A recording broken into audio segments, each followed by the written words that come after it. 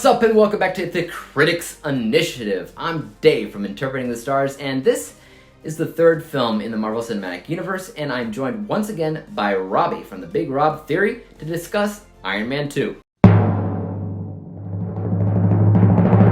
Tony Stark is Iron Man, but humble he is not. In Iron Man 2, Tony learns that the very thing that's keeping him alive is also coincidentally poisoning him at the same time, and he's struggling to find a replacement element that can reverse those fatal effects. On his trail is Ivan Vanko, better known as Whiplash, a Russian maniac hell-bent on killing Stark for something that his father did years ago. And that's not good news for Tony, as Ivan has the technical smarts to build his own suit of armor. First of all, thank you for tuning in, and thanks to Rob for joining me in this review of Iron Man 2. As always, I've left a link to his channel in my description box below for you all to check out after this review, and we'll be hearing his thoughts on Iron Man 2 in just a hot second! But first, let's talk about some positives that I find with Iron Man 2.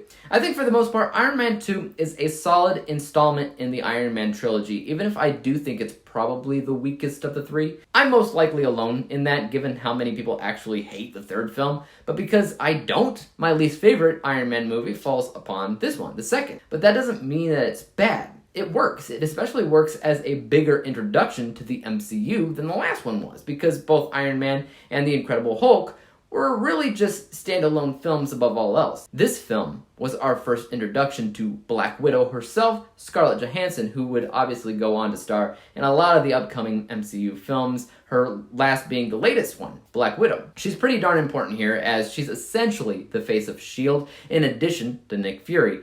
But on her own, she's pretty mysterious because you literally know nothing about her at this point other than, she's pretty and she can kick tail. But just having the knowledge of where the MCU takes her character, it's an interesting retrospective look when you see her for the first time. Plot-wise, I've always loved Ivan Vanko as a villain, especially when he's being Whiplash. His first scene in this film is still my favorite scene of the entire film. The racetrack, his minimalist suit with the whips, the suitcase transformation for Tony, all that. I think it's super effective, and you really feel the tension and the vulnerability that Tony has. After Ivan teams up with Justin Hammer, I feel like his strength as an independent character and villain kind of goes out the window. But Mickey Rourke is still phenomenal in this role. I am, however, torn on Tony's health side story with the poisoning of the reactor in his chest.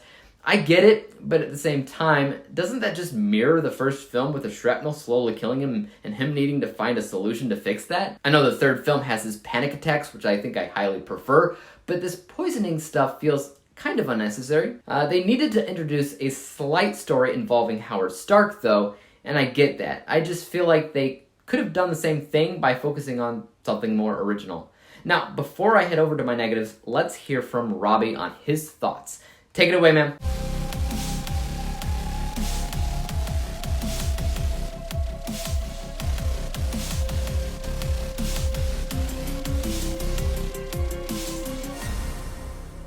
What is up, guys, and thank you for joining me in this video. Once again, I am honored to be part of this video collab with Dave from Interpreting the Stars. Continuing on our Critics Initiative, and in this installment we have Iron Man 2. Rewatching this movie, I realized how much I really did love the Iron Man films. I mean, maybe, well, when we get to Iron Man 3, there might be some discrepancies. Overall, I genuinely and truly enjoyed Iron Man 2. So let's get to this. Directed by Jon Favreau, the great Jon Favreau. This movie came out in 2010. The basic plot of the film is this. Ivan Vanko is hell-bent on revenge against the Stark family for what Howard Stark, Tony Stark's father, did to his father. Ivan Vanko is supposed to represent a notorious Marvel villain known as Whiplash. And there's different versions of Whiplash in the comics, obviously, multiverse and everything like that, but that hasn't really been established at this point. So throughout the movie, we see a great action, great dialogue and comedy, especially on Tony's part.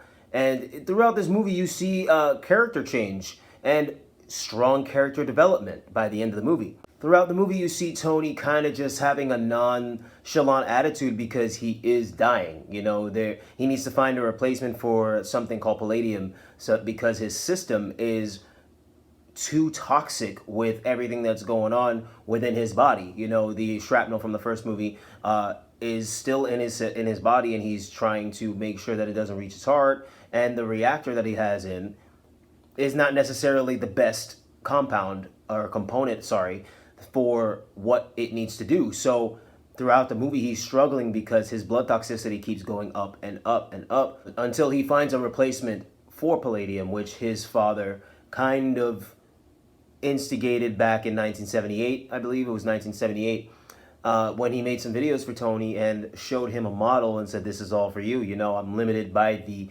technology of my time, but I know that you will make a difference in the future and you can do it." He hits a really low point and has a fight with his buddy Agent Rhodes in his own place at a party that he threw, you know, and then enter Black Widow for the first time. Well, she was initially brought in as Natalie, the assistant, but you know, we all know now who that is. This Natasha Romanoff, and seeing Tony find out for the first time that she was a double agent was hilarious.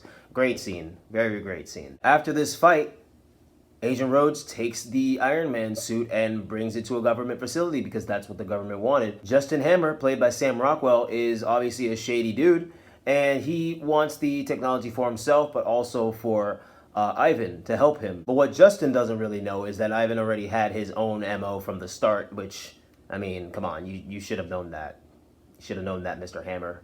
Come on, bro. The cinematography throughout this movie is absolutely amazing. A case in point, when you get to France and they have that race where Whiplash makes his first appearance and he, you know, destroys the cars on the road, which the collateral damage in this movie, by the way, is through the roof. Like, through the roof. The way how that is shot and filmed, and the way how you have the close-ups on Whiplash and the cars behind him. I love that kind of editing and direction because it shows the prowess of this man that, okay, Tony kind of assured the government that no one else has this technology and it won't be properly accessible for the next 20 years at least. And somebody showed up when Tony was just shooting the shit, doing his thing. Somebody showed up with a reactor in their chest and like a whole system that worked perfectly. You know, so it completely undermined him and completely blindsided him. So it made the government lose the trust they already didn't have in Tony, you know? So the way how that was shot was pretty cool. Another great shot for me personally, the scene where you have Agent Coulson, Nick Fury, Natasha Romanoff, and Tony, you know, after that whole debacle happens and he loses his suit and his place is destroyed. Seeing them at the top of that building, you know, with the open view and the destruction everywhere and stuff. I don't know, there's something about that scene that's really like, okay, Tony's at a really low point. He's at a really low point. His place is destroyed beyond repair, but obviously, you know, he has money and technology, so it's not that big of a deal. But you have Nick Fury coming in and being like, yeah, you gotta stay here, man. You gotta fix this. You ain't going nowhere. I don't know why. I love that scene, and I love that time frame where Tony's on lockdown, but he's not really on lockdown. Mickey Rourke's character, Ivan Vanko, says a really, really profound quote that I found to enhance the movie even more. If you can make God bleed, then people will stop believing in him. And there's like a lot of other things that he said alongside that. But that is such a powerful quote, especially for this movie, because that's basically what he did. Obviously, Tony's not God, but it's the metaphorical aspect to it. Tony was seen as a superhero that couldn't necessarily be touched or messed around with, and that nobody really had that technology. And Ivan Vanko shows up, and bam, he proves that wrong. You know, he's like, hey, somebody else can get this technology and work wonders with it. Even though he got defeated, the point wasn't winning. It was making a statement, and the statement was made. Also, while rewatching this, I'm not too sure if I missed where Ivan Vanko said what happened with his father, Anton Vanko, and Howard Stark. But from what I can gather in the movie, it just seemed like they were working on something together, and Howard Stark took the credit for it and kind of left Anton in the dust. I'm not saying that that's what it is, but I just don't really know for sure what exactly happened or if it was explained. So if I missed it, I'm sorry, guys. I might have missed it. I'm sorry. Overall, I truly love this sequel of the Iron Man movies because this is slept on, man. I completely forgot that this movie was as good as it was. Yes, obviously, it has its flaws. You know, case in point, this vengeful villain was kind of taken out, not necessarily very easily, but kind of easily at the end. And I kind of hated that he was kind of tucked away. I get it. They faked his death, whatever. But I don't know. I feel like they could have done a little bit more with him. So that would be one of my gripes with the movies, is just that he was a little bit underutilized, as in, as a villain. I don't really want to see a main villain just kind of tucked away, even though they faked his death. Like, I don't know. It's hard to explain, but I would have liked to see a little bit more of Whiplash, even though he was throughout the movie. But I think you understand what I mean. Like, I just feel like they could have been a little bit more with Whiplash. Another quote from the movie that I think was absolutely hilarious, had me in stitches a little bit, was Nick Fury when Tony said, "Yeah, now my suit's gone," and he's like, "Your suit's gone? What are you talking about?" He's like, "Yeah, he took my suit." He's like, hold up. So you let little brother walk up in here, beat your ass, and take your suit?" This is like one of the funniest lines, man. But it's true. Like, Tony, how could you let that happen? Again, Tony thought he was dying. Like, he legit was gonna die. He says to Natasha at one point, Natalie, at one point, he's like, "If this was your last birthday, hypothetically, what would you do?" So he already kind of was just out the window. Once he discovers this new element and he gets that new power source, he literally is a changed man. He has, one, a brand new heart. Two, he has a change of heart because he reconciles with Pepper Potts at the end, and his best buddy is now kind of his partner in hero making. I was gonna say partner in crime, but it's not really crime. Hero making, heroism, saving the day. You get the point. You get the point. He has this new sense of, all right, I want to do what is right by the people. I have to do what is right by the people. He becomes a consultant for S.H.I.E.L.D. as well, so that things can get on the right track. Now that he's a consultant with S.H.I.E.L.D. at this point in the timeline, he feels like he's doing better by humankind, So this movie, I think, was not only great because of the action and the story building for, the Avengers Initiative and everything, and for Iron Man in himself as a hero, and War Machine as an upcoming hero. This was also such a great development of character on Tony's part, on Agent Rhodes' part, on Pepper's part, hell, even on Natasha's part, Like, it's just great character development. All right, guys, sorry that went a little bit longer than planned, but I appreciate you watching this. Again, thank you, Dave, for starting this Critics Initiative. This is a lot of fun, and I hope that people enjoy this as much as I've been enjoying doing these. And all right, let's get back to Dave.